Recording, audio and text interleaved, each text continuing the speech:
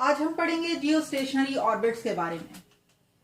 ये बड़ी interesting fact है कि बाज़ औक़ात सैटेलाइट अर्थ के गिर्द रिवॉल्व कर रहे होते हैं, लेकिन हमें ऐसा लगता है कि वो अर्थ के लिहाज से बिल्कुल स्टेशनरी हैं, यानी हमें अर्थ के ऊपर वो हमेशा एक ही जगह पर नजर आते हैं।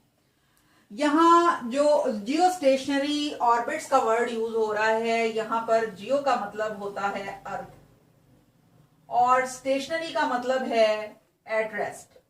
और रेस्ट पे कोई ऑब्जेक्ट उस वक्त होती है जबकि वो सराउंडिंग के लिहाज से अपनी पोजीशन चेंज ना कर रही हो।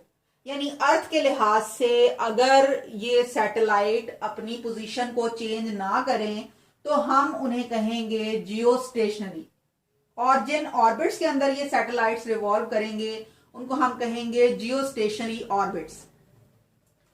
अब ये जियो स्टेशनरी ऑर्बिट्स जो हैं ये कैसे मेंटेन किए जाते हैं?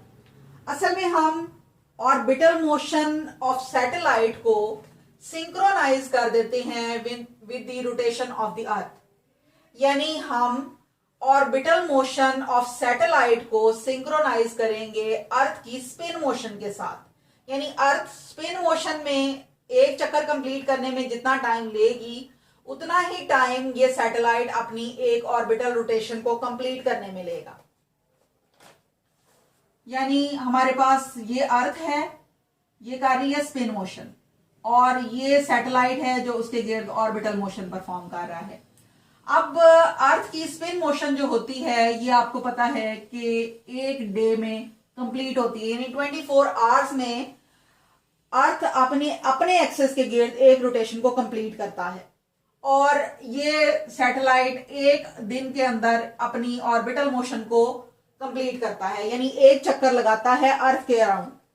तो जब इन दोनों का टाइम पीरियड मैच हुआ होगा तो हम इसको कहेंगे सिंक्रोनाइज्ड। यानी टाइम पीरियड को हमने मैच कर दिया, इसको हमने कहा सिंक्रोनाइज्ड। अब ये सैटेलाइट हमेशा हमें अर्थ के ऊपर सेम पॉइंट पर नजर आएगा। अगर ये अपने पोजीशन को सराउंडिंग के लिहाज से चेंज नहीं करेगा तो हम ऐसे ही समझेंगे जैसे ये रेस्ट पे मौजूद है, यानी मूव ही नहीं कर रहा। हालांकि ये मूव कर रहा है और इसकी मोशन जो है वो सिंक्रोनाइज्ड है with the motion of the earth. ये सैटेलाइट बहुत इंपॉर्टेंट है क्योंकि ये कम्युनिकेशन पर्पसेस के लिए यूज होते हैं। जैसे आपके मोबाइल फोन जो हैं, आपके इंटरनेट कनेक्शंस जो हैं वो इन्हीं के जरिए, सैटेलाइट्स के जरिए अटैच्ड हैं। वेदर के बारे में फोरकास्ट जो होती है वो इन्हीं सैटेलाइट्स की मदद से की जाती है। इसके अलावा मिलिट्री पर्पसेस के लिए इसको यूज किया जाता है, जैसे दुश्मन मुल्क की जो सरगर्मियां हैं उनके ऊपर नजर रखी जाती है इसकी मदद से। यहां हम ये सपोज कर रहे हैं कि हमारे पास जो सैटेलाइट है उसकी ऑर्बिटल स्पीड v है, जिसका फॉर्मूला हमने पिछले टॉपिक्स में पढ़ा था कि ये gm/r अंडर द रूट के इक्वल होती है। अब ये जब ऑर्बिट में रिवॉल्व करेगी तो सर्कल कंप्लीट करेगी, और चूंकि इसकी मोशन यूनिफॉर्म मोशन है तो s is equal to vt का हमने फॉर्मूला ऑफ यूनिफॉर्म मोशन यहां पर अप्लाई किया है। v निकाला यहां से तो ये s/t के इक्वल आ गया, और जो मैक्सिमम डिस्टेंस ये कवर करेगा वो सर्कमफेरेंस ऑफ सर्कल के इक्वल होगा, जो कि यहां पर 2πr के इक्वल है। अब ये दोनों मोशंस चूंकि आपस में सिंक्रोनाइज्ड है तो यहां हमने इन दोनों को इक्वेट कर लिया, और फिर हमने अंडर रूट को खत्म करने के लिए दोनों साइड पे इसका स्क्वायर ले लिया। इस साइड पे स्क्वायर और अंडर रूट कैंसल और बाकी क्वांटिटी gm/r नीचे आ गई, और यहां पर हमारे पास 2 का स्क्वायर, पाई का स्क्वायर, r का स्क्वायर और नीचे वाला t का स्क्वायर। अब यहाँ ये r हमने एक साइड पे कर लेने हैं, ये दोनों मल्टीप्लाई होके r³ बन गया, और यहाँ जो gm था इसके साथ ये t स्क्वायर यहाँ मल्टीप्लाई हो गया और 4π स्क्वायर इसके साथ डिवाइड हो गया। अब यहाँ हमने इस क्यूब को खत्म करना है क्योंकि हमने रेडियस निकालना है सिर्फ इस जियो स्टेशनरी ऑर्बिट का।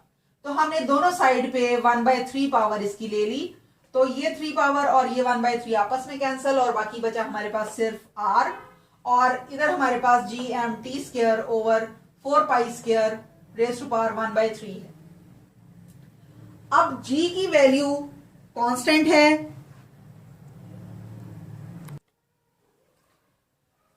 जी की जो कांस्टेंट वैल्यू है वो 6.67 इंटू 10⁻⁻11 न्यूटन मीटर स्क्वायर पर केजी स्क्वायर है।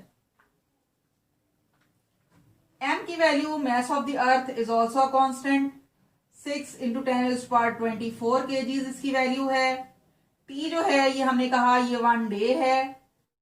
1 डे में होंगे 24 आवर्स और हर आवर में 60 मिनट्स और फिर हर मिनट में 60 सेकेंड्स। तो इतने सेकेंड हमारे पास टाइम पीरियड होगा और 4 यहां पर कांस्टेंट है, जबकि पाई की वैल्यू होती है 3.14।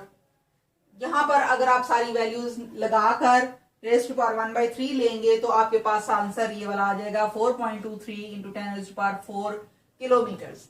यानी कम अज कम इतने फासले पर अर्थ से किसी भी सैटेलाइट को होना चाहिए अगर हम चाहते हैं कि वो सैटेलाइट जियो स्टेशनरी रहे तो।